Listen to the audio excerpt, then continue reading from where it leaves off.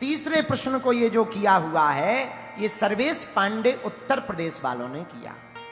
इन्होंने पूछा, गुरुजी प्रणाम, सुंदर कांड पढ़ने के लाभ क्या है? ठटरी के बड़े हलुआ है।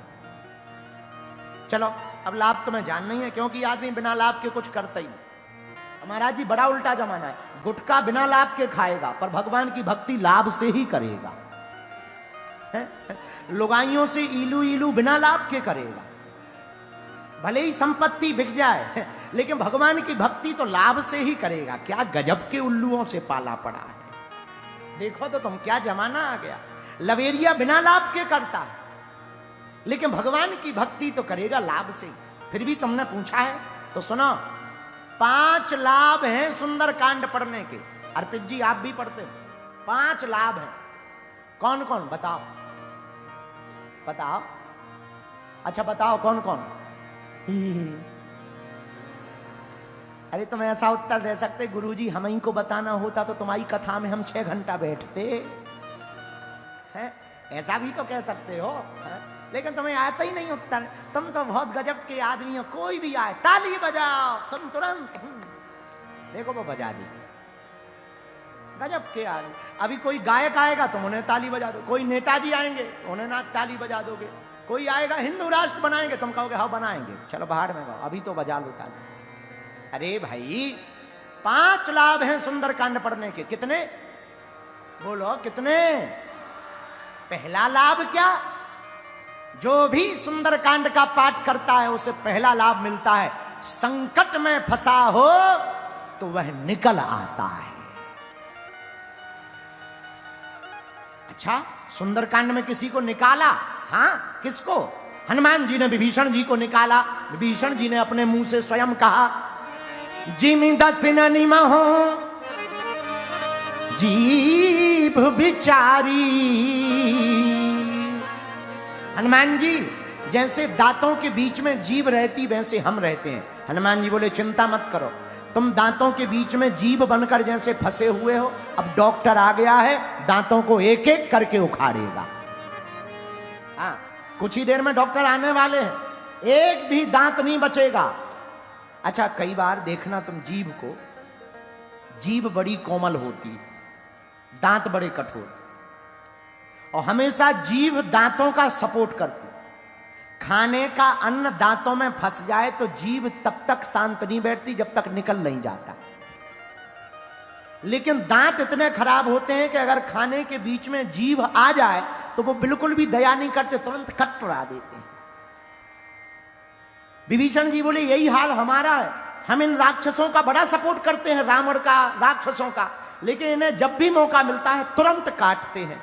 हनुमान जी बोले चिंता मत करो विभीषण, परेशान ना हो, दांत जरूर काटते हैं लेकिन जब कभी दांत दर्द करता है तो ये जीभ ही डॉक्टर के पास जाकर बताती है कि ये किनारे वाला है, खतरनाक।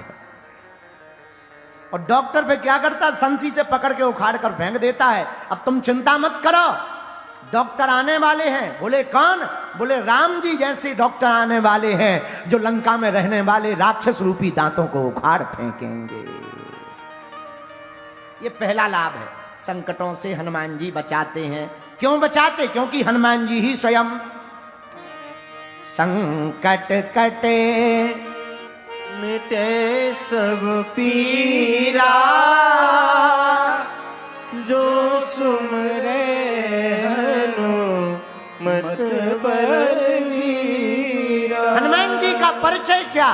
संकट ते मान छुड़ावे,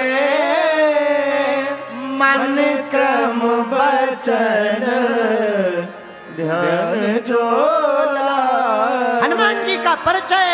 तो आपने सर्वेश जी पूछा सुंदरकांड से पढ़ने के क्या लाभ?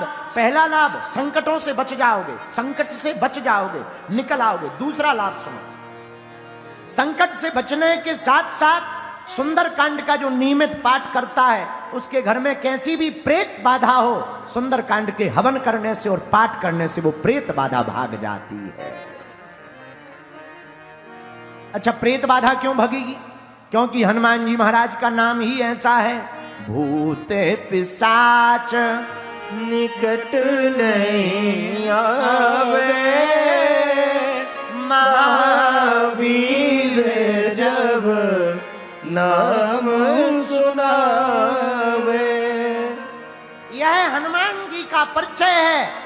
भी सुंदर कांड का पाठ करेगा माई बाप, उसके घर पर प्रेत बाधा नहीं रहेगी। ये सुंदर कांड का दूसरा लाभ है।